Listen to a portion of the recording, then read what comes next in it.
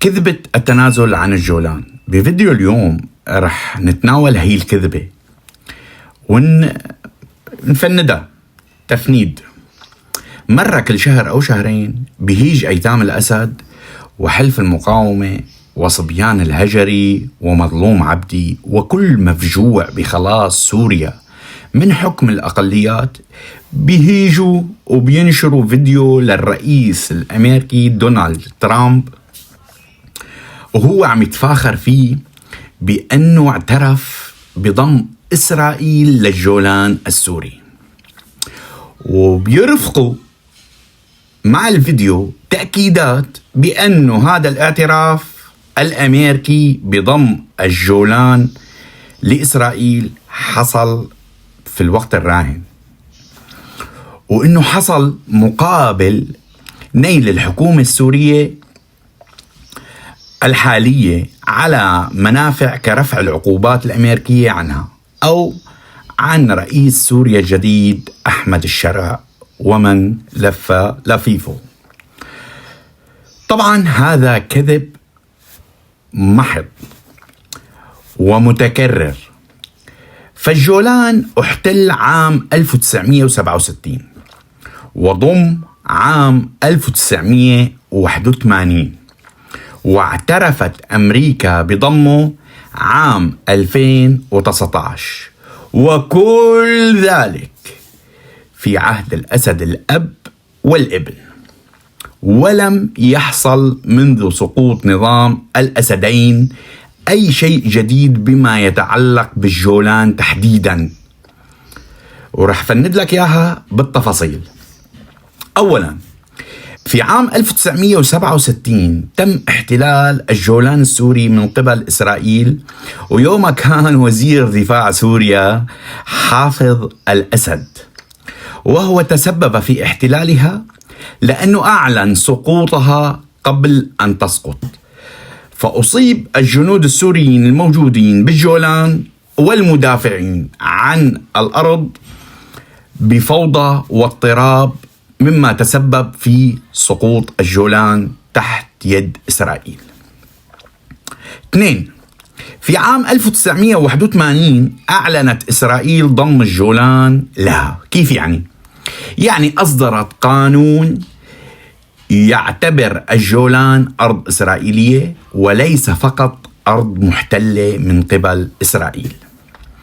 وحصل هذا ورئيس سوريا أيضا حينها كان حافظ الأسد. 3.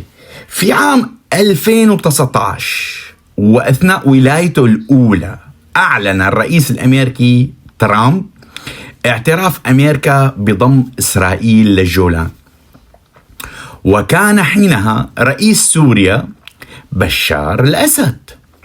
وهذا الاعتراف مجرد كان حركة استعراضية من ترامب لا تغير حقيقة أن الجولان أرض سورية. والرئيس الأمريكي كلما أراد الضغط على نتنياهو وتحميله من نية بالعامية بيقول له أنا اللي اعترفت بضم الجولان، وتقريبا كل دول العالم لا تعترف بضم إسرائيل للجولان السوري، وضمن الأمم المتحدة بالوثائق والثبوتيات الجولان أرض سورية.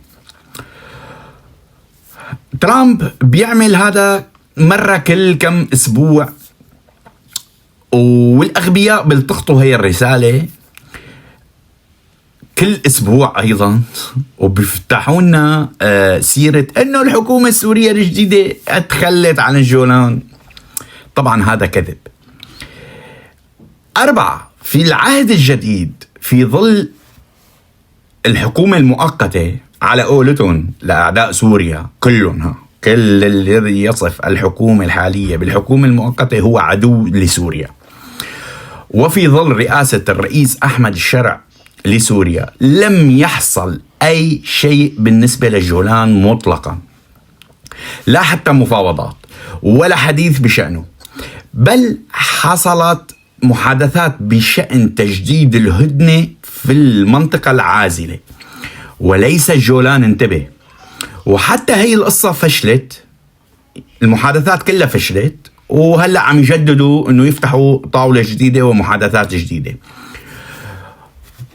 كل من يقول أنه تم التنازل عن الجولان مقابل إلغاء عقوبات قانون قيصر كذاب ومفتري، لأنه لم يتم التنازل عن الجولان بأي شكل كان، ولا أحد يستطيع أن يتنازل عن أرض سورية وهي ملك للشعب السوري، والشعب السوري هو وحده يستطيع التنازل عن هذه الأرض. هذا لم ولن يحصل. كل من يظهر فيديو للرئيس الأمريكي ترامب وهو عم يتفاخر فيه أنه اعترفت أمريكا بضم الجولان ويزعم أن هذا يحصل الآن كذاب أشر. ترامب يفتخر بما قاله قبل 6 سنوات في عهد بشار الأسد وليس الآن، واعتراف أمريكا بضم إسرائيل للجولان لا يجعل الجولان إسرائيليا بالمطلق. هي زبدة الكلام يعني. والسلام عليكم ورحمة الله. نتمنى منكم مشاركة الفيديو.